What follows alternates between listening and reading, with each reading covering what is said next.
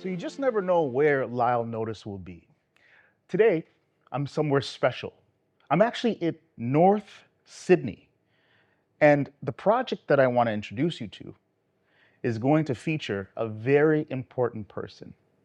Follow me. Why, hello there. Hi. Now, tell me about your name, your position, this whole operation. Tell me everything. Okay, my name is Mary Jackson, and people that really know me call me Mary Lee. So you can call me Mary Lee. All right, Mary Lee. Yeah. And I am the community service coordinator for our church, the North Sydney Seventh-day Adventist Church. Proud of that. What we did here today is Feed the Need. It's a program that was developed by St. John's Anglican Church something like 5 years ago.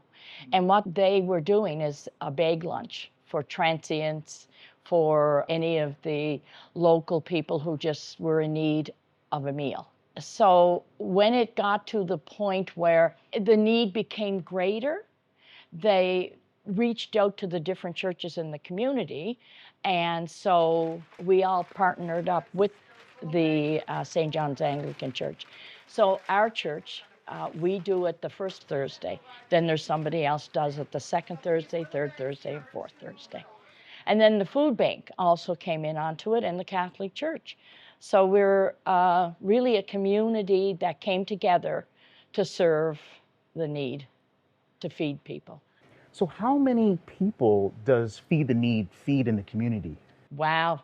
We do 50 in that one day. Wow. I know one of the other churches serves over 70, and they're not all the same people.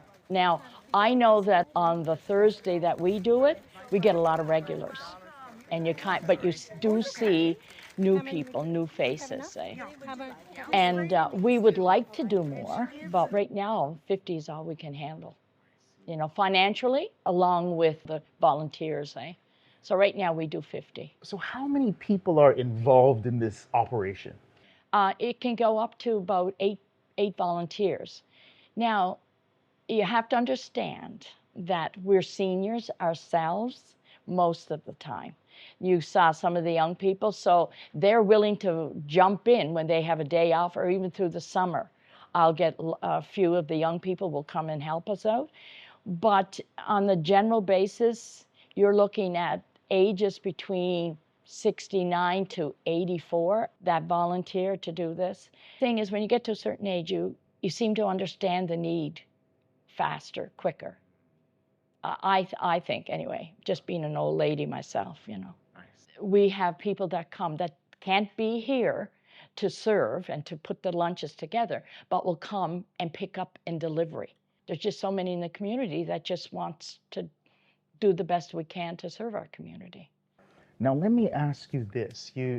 This has been started several years now. What are your hopes and dreams for it, for the future? This April of 2025 was our first complete one-year cycle. So now we're going into another year. We didn't know what to expect. We didn't know even how we were going to fund it. We didn't know, we had some money in community service, but when we put it out to the church and we asked who can donate whatever you can donate, it's amazing how God works. Okay, it's totally amazing. And then when we got the $3,000 donation from the group in the community, that was just like, wow. So that's going to take us another year. Listen, you put it to God, it's amazing. It's amazing what he does. Now, I'll have to tell you, today, the potato salad that you saw, that we served, potato salad, coleslaw, cranberry sauce, was supposed to be in a couple of days ago, but the storm delayed it all. So I went over to the guy at the wholesale dealership, and he was just amazing. So what he did is, we were ordering large cans of cranberry sauce, but there was a price difference between the small ones and the large ones. So he just gave me all that I needed for $1 a can. So you get that kind of you know, just that kind of service from people that are just know that you're out there doing the job, and that makes you want to continue. You see God's hand working, and you say, okay. And then he calls me this morning at 8 o'clock this morning. Your potato salad is in. It's waiting for you. So you see, you get that kind of, and that inspires you. You know that the Lord is working. You know that his hand is there, and he's saying, oh, keep going, keep going. And so you do. You just keep going.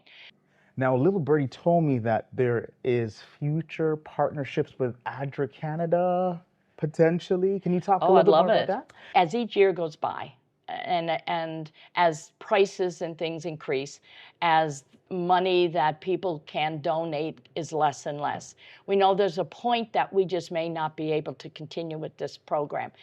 And we know the value of this program. We know that we're reaching a group of people that maybe they don't go to food banks because maybe they don't want to be listed as somebody in need. But to come and pick up a lunch, a little bag lunch, in a parking lot, they pick it up and they're gone. That's not as intimidating. So this is valued in that way. Yes. We're reaching a group of people that we fear might get lost in the cracks. So funding is necessary. And I'm looking at partnering with ADRA Canada, hoping that you guys can help with the funding and help us to carry this project on a little longer. In saying that, we think you guys are wonderful. Now, I understand that you are the Adventist Community Services leader for your church, North Sydney. Are there other projects, other things in the community that that you are doing? About a year ago, it was brought to my attention that some of the schools in our district, their breakfast programs, their lunch programs, their snack programs, are not necessarily funded by the government. So what they do, they rely on the teachers bringing snacks in. They have a small budget that is allowed by the government, but it may only give them a few breakfast items. And it does not always feed every child in the school. It may be limited only to a certain amount of children. So if you have a school that has a high school attached to it, the high school kids may not get anything.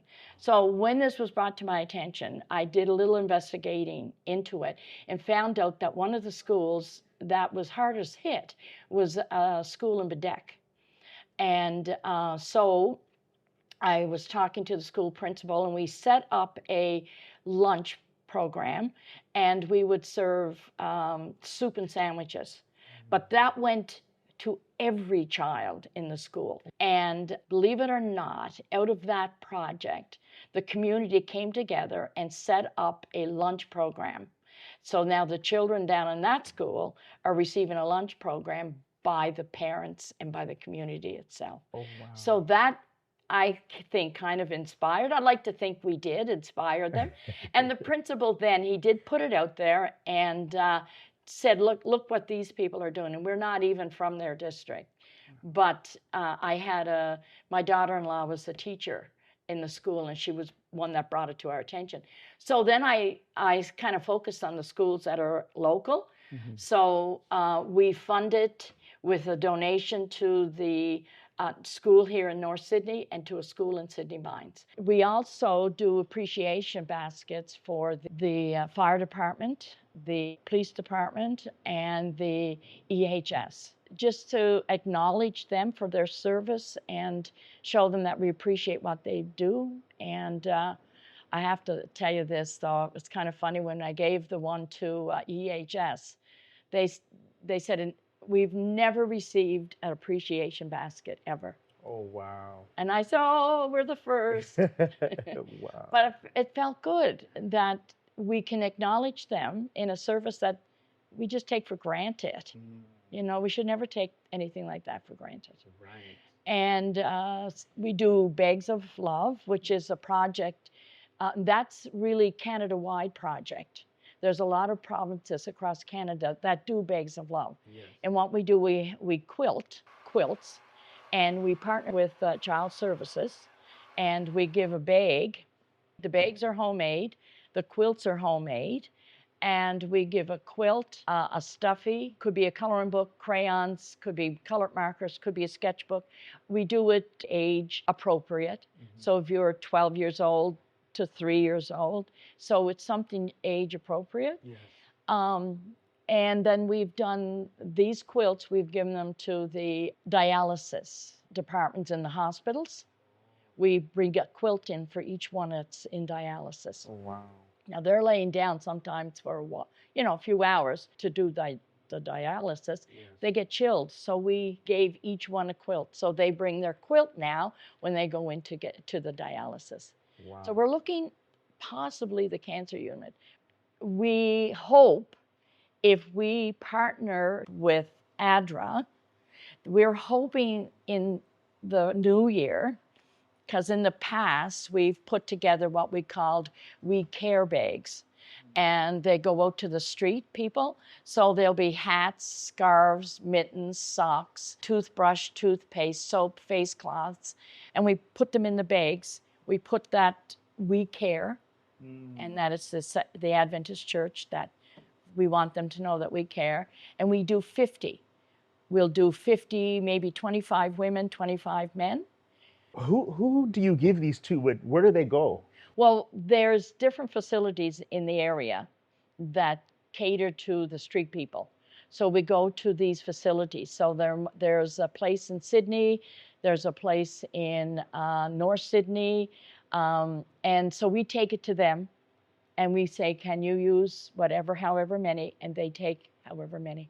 Now, sometimes the food bank will pass them out with their food lunches, like the groceries. They'll pass out a We Care bag to somebody that they know. So we check around to find out where the need is, and that's where we will drop off the bags, and they will pass them out. Why do you think it's important for church members to be involved in community service? If we're a church in the community, the community should know us. Yes. That's vitally important. Yes.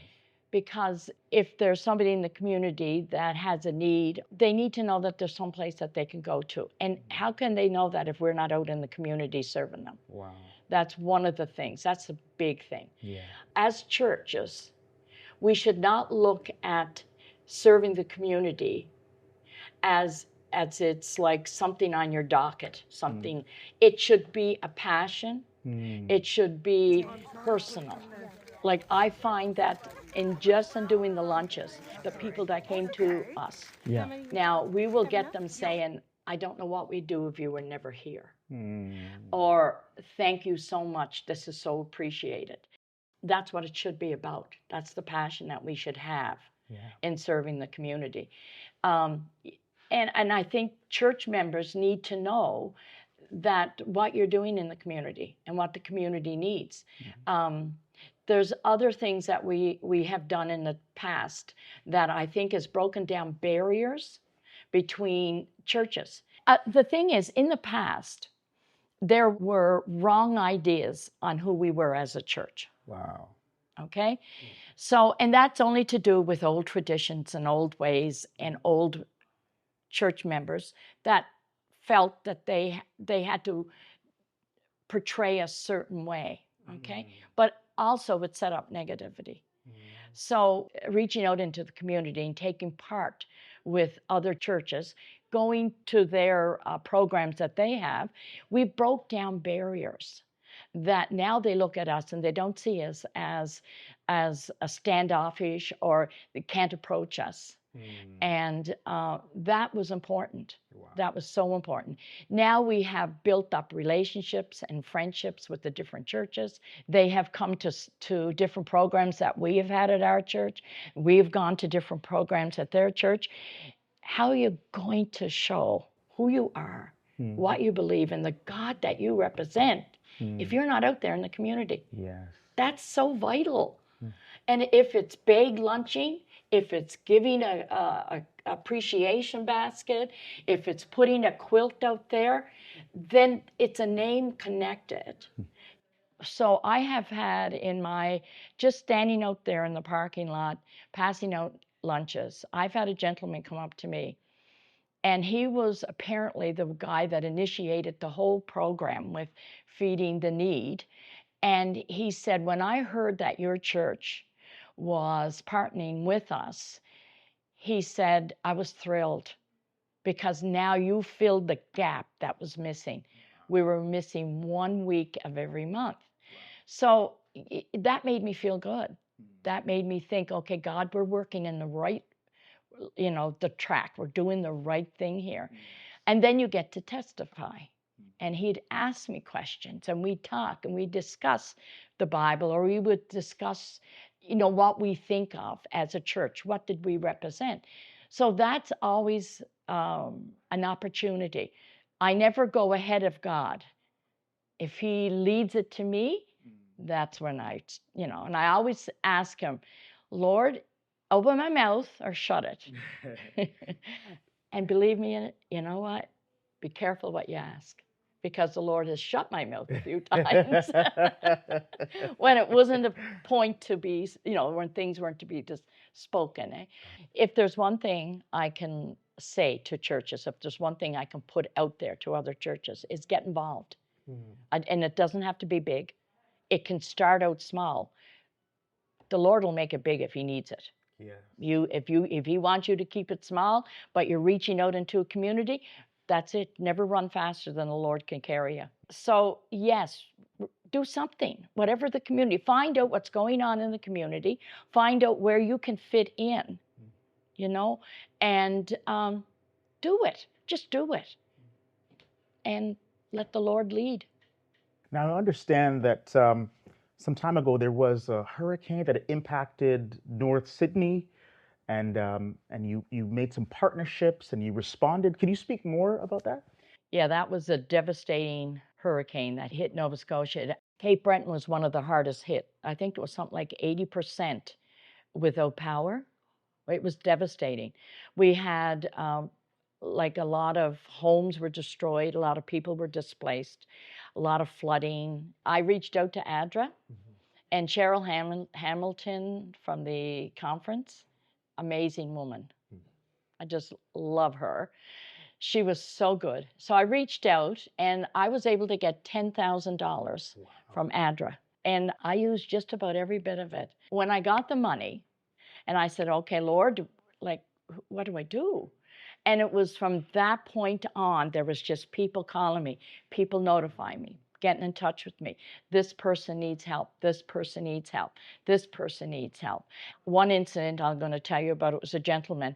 He had a lot of tree damage. He lived close to my son, and my son went over to help him, did what he could, but what damage was done and what trees were down, we're talking about huge trees. They needed to actually bring in a machine that would cut the trees and I get a boom truck. That's what they needed. And so anyway, but the gentleman didn't wait. And he went to try and cut one of the branches. Branches came down, hit his ladder, and threw him. He almost died. He was airlifted to Halifax. So from that is the story of, we got a boom truck. The company donated a boom truck, all the fuel, all of the helpers, and my son and my husband, and we went out and cleaned his yard. And he had, so when he got back from Halifax, it was all done for him. And the Lord just works wonders. So yeah, ADRA, you guys are very important. When it comes to helping us little people to serve the community and serve the Lord, this is where you guys come in. This is where the funding is needed. And I just can't say enough about that. We also put on a World Day of Prayer, and the churches and the community all come together to our church, and we put on World Day of Prayer. We have done that. And we also do our turn in Week of Prayer. And so all of the community come together in our church, and we do a week of prayer, breaking down the barriers, letting people know who we really are and the God that we serve. So, Mary Lee, thank you so much for this interview, for sharing these insights, your passion. It's been amazing to hear your story and the story of this community. You cannot do it without a great group of volunteers. As much as you have a desire to do it, you get a great group of volunteers, and that's what the church needs, are people that are willing to volunteer. So there you have it. Local church members, total member involvement. We're talking about compassion in the community. And what I loved about the story was they didn't just see the community over there, but they saw themselves as the community. Now, whether it's bags of love or feed the need or sending welcome packages to the police or fire, this is what ministry is about. It's about getting into the community because you're a part of the community. I think it fits amazingly well with ADRA's motto, serving humanity so that all may live as God intended. That's exactly what North Sydney is doing. Well, thank you so much for joining us here with another ADRA Insider. We'll see you next time.